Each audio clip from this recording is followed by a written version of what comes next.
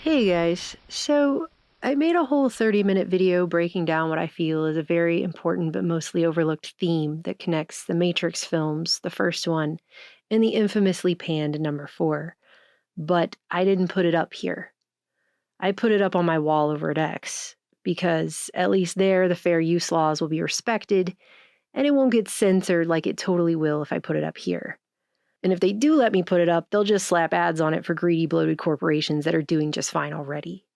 So if you want to see that video, I will put a link down in the description. I mean, it is the 25th anniversary of the first Matrix film, so it's kind of interesting to go back and explore what was really going on there. So instead, I went for a walk this morning in the most beautiful place, one of the most beautiful places in my small, middle of Texas country town.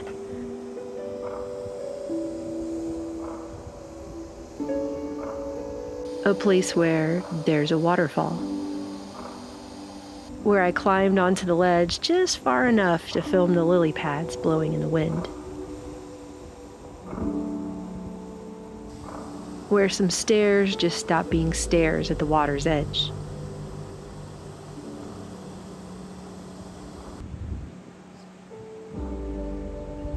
And time sits exposed layers deep.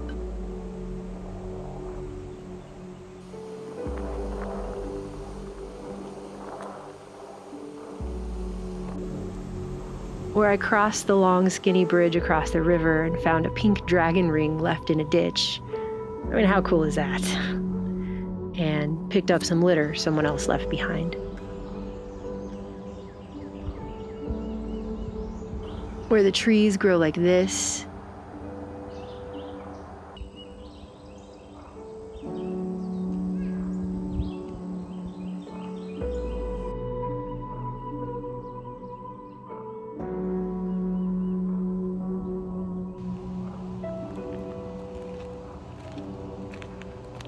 And the flowers grow like this.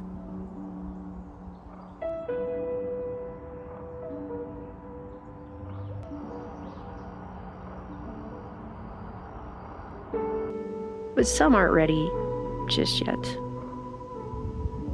And the ones called weeds are also allowed to grow just as freely and beautifully. Where long ago someone hung a birdhouse in this tree, so many little green caterpillars just hatched on.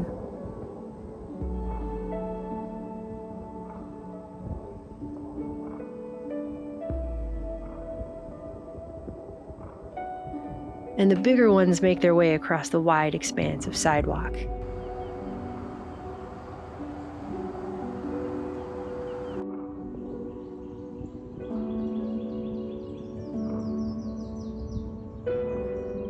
Where the ants have built a ginormous front porch to what must surely be a massive underground ant world.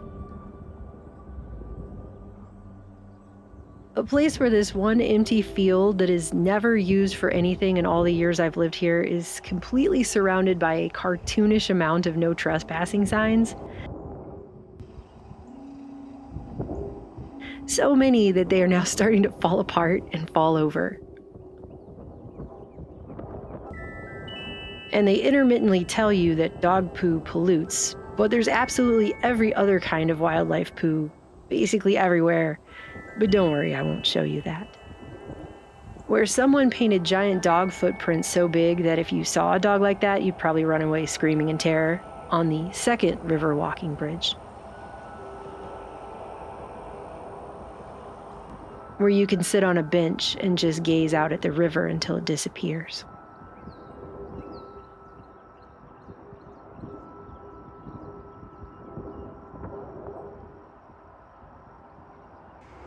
And I whispered that it would be all right to a sad elderly man as he passed me.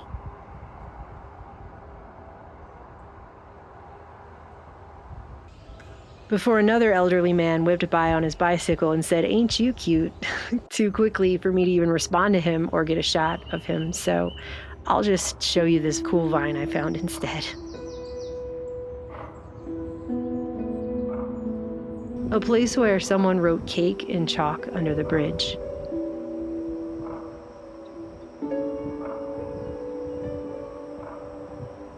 where the water continually peeks out from behind the trees. And if you walk to the water's edge, just maybe you might be able to watch the cranes eat breakfast together.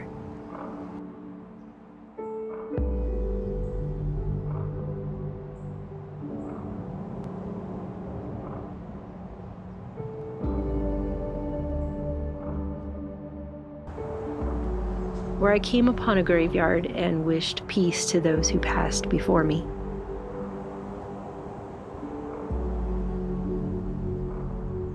Where at any moment you expect to see the white rabbit from Alice's Wonderland beckoning you to follow him somewhere. Perhaps where winding paths through the woods terminate in places unknown.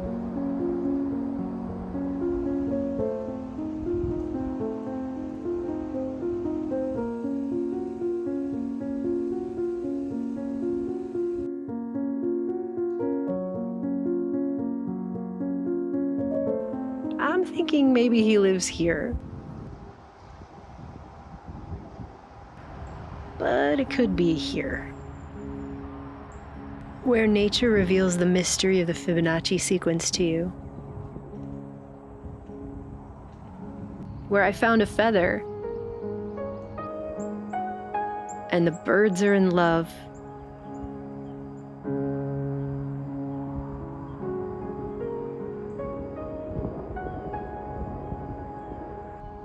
And the snails are in love. And even the trees seem to be in love.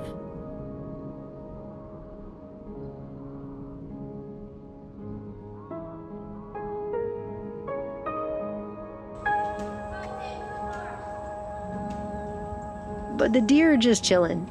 They ain't paying you no mind.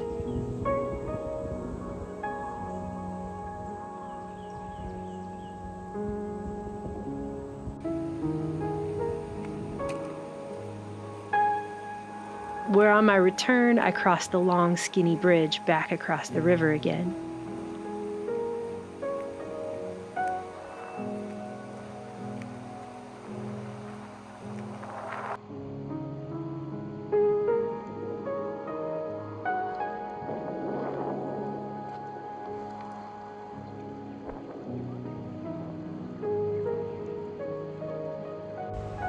Where the past watches over us in slow decay.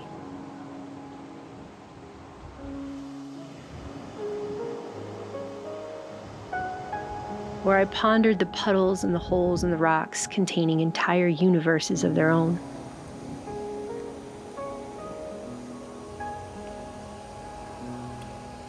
Where you have to climb a lot of steps to get back up to your car.